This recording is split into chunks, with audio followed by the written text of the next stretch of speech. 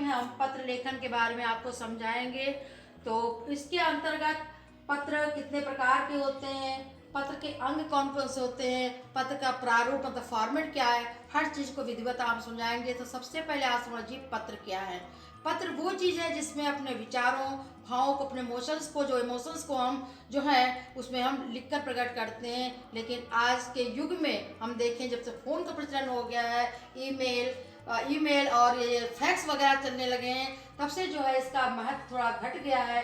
लेकिन फिर भी स्कूलों में जो इसका प्रचलन अभी है, व्यवसाय में भी हो रहा है और कुछ कार्यालयों में भी इसका प्रचलन अभी है।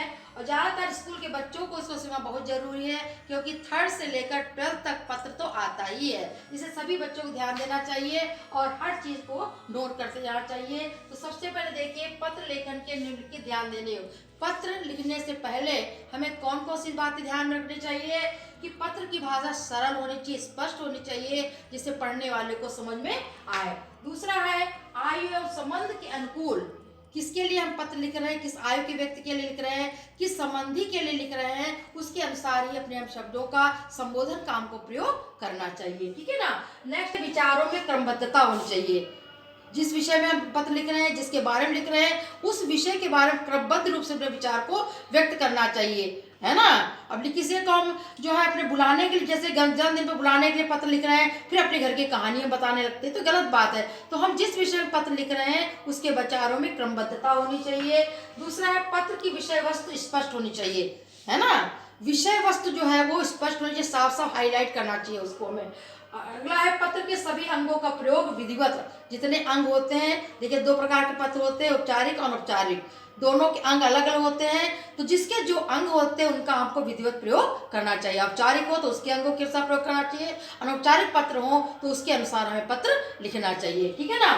तो पत्र के प्रकार देखिए, अनौपचारिक पत्र। अनौपचारिक पत्र जिसमें कोई अधिक नियम नहीं अपनाए जाते, औपचारिकताएं नहीं अपनाई जाती हैं, उसको कहते हैं अनौपचारिक पत्र। इसको निजी पत्र भी कहते हैं। ये अपने सगे संबंधियों को लिखे जाते हैं, अपने मित्रों को लिखे जाते हैं, है ना। और जो भी मिलने वाले होते हैं उनको हम ये पत्र अनौपचारिक पत्र लिखते हैं। ठीक है ना। और इसी में जैसे निमंत्रण पत्र है, शोक पत्र है, सब इसी के अंतर्गत आ जाते हैं। और दूसरा है औपचारिक पत्र। औपचारिकताएं इसमें निभाई जाती हैं। जिन पत्रों को लिखते समय हमें औपचारिकताएं निभाई जाती हैं, मैंने कुछ नियमों का ध्यान रखा जाता है, उनसे अलग हटकर हम लिखेंगे तो हमको मार्क्स नहीं मिलेंगे। इसलिए इन पर बहुत ध्यान देना जरूरी है। ये प्रार्थना पत्र स्कूलों में लिखे जाते, आवेदन करने के लिए जो स्कूल लिखे जाते हैं, बच्चे अपनी छुट्टी के लिए जो प्रार्थना पत्र लिखते हैं वो होते हैं। व्यवसाय पत्र, व्यवसाय के लिए दुकानदार लोग जो लिखते हैं, व्यवसायी लोग, उद्योगपति लोग जो लिखते हैं, व्यवसायिक पत्र होते हैं। और कार्यालयों में जो लिखे जाते हैं पत्र, वो कार्यालयीय पत्र कहलाते हैं। तो औपचारिक में 3 प्रकार के पत्र आते हैं, और इसी में जो है इसमें आवेदन वाला इसमें आ जाएगा, प्रार्थना पत्र में आवेदन करने के लिए। और कार्यालयों में जो आवेदन होते हैं उसमें भी आवेदन पत्र आ जाते हैं। ठीक है ना। अब होते हैं पत्र के अंग। पत्र के 8 अंग होते हैं। ये औपचारिक और अनौपचारिक दोनों मिले हुए का रूप है। देखिए, तो सबसे पहले प्रेषक का पता, दिनांक व स्थान। सबसे पहले हमको क्या डालना है, प्रेषक का पता, दिनांक व स्थान। कुछ लोग जो है इसी में डाल देते हैं, फ्रंट में डाल देते हैं, और कुछ लोग साइड में लिख देते हैं, क्योंकि ये चीज जो है एनवलप के ऊपर या पोस्ट कार्ड के ऊपर लिखी जाती है, बीच में नहीं लिखी जाती है। दूसरा, पत्र पाने वाला का पद, नाम व पता। पत्र पाने वाला जिसको पत्र मिलना है। विषय से संक्षिप्त वाक्य, विषय।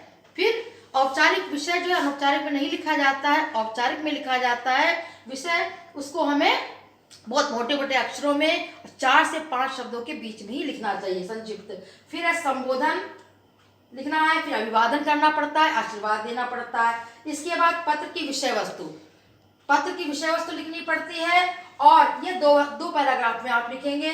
फिर इसके बाद समाप्ति है। समाप्ति के पास हस्ताक्षर के पूर्व शब्दावली, भवदी, भवदिया, आपका, आपकी, जो भी लिखना हो वो आपको फॉर्मेट समझाएंगे दोनों का, तब आपको बिल्कुल स्पष्ट हो जाएगा। और लास्ट में अपने हस्ताक्षर कर दिए जाते हैं। ठीक है ना। और आगे अब हम इसका प्रारूप आपको बताएंगे।